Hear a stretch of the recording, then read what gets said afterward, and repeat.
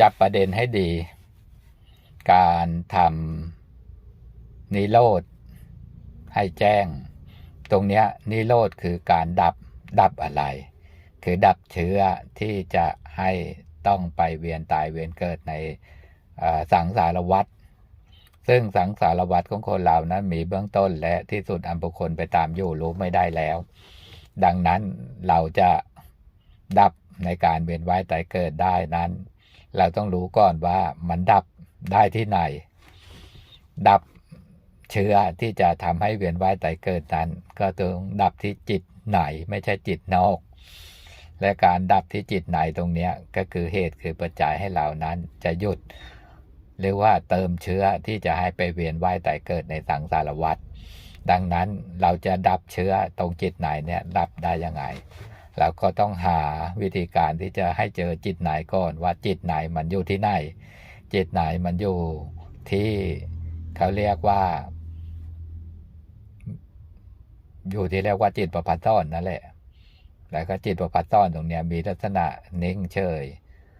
แล้วก็ลงวางไม่มีอะไรซึ่งต่างกับจิตนอกซึ่งมีลักษณะคิดนึกปรุงแต่งแล้วก็รับรู้ซึ่งจิตนอกตัวเนี้ยไม่สามารถที่จะทำให้เรานั้นดับเชื้อแห่งการเวียนว่ายตายเกิดได้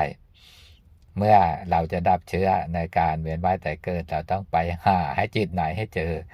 แล้วก็เมื่อเจอจิตไหนแล้วซึ่งมีลักษณะนิ่งเฉยโล่งว่างและไม่มีอะไรตรงเนี้ยก็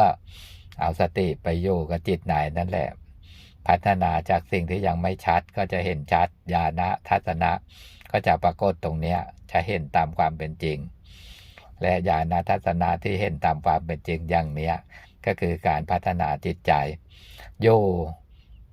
มีสติอยู่กับจิตไหนแล้วก็มีจิตตั้งมั่นอยู่กับจิตไหนตรงเนี้ยมันจะมีพลังของมันเองแล้วก็อยู่ตรงนี้ว่ามีจิตตั้งมั่นก็คือตั้งมั่นอยู่กับจิตไหนตรงนี้แหละจิตไหนที่เราไปเจอตรงนี้มันจะพัฒนาตัวของมันเองพัฒนาจากสิ่งที่ยังไม่ชัดก็ชัดจากที่มีตัวตนก็จะเป็นภาวะที่ไม่มีตัวตนการที่เราไปเจอจิตไหนตัวแรกๆเนี่ยเราจะเห็นทั้งอดีตทั้งอนาคตและปัจจุบันแต่เมื่อเราเจอจิตไหนแล้วมีสติเข้มแข็งแล้วอนาคตมันก็จะไม่ใฝ่หา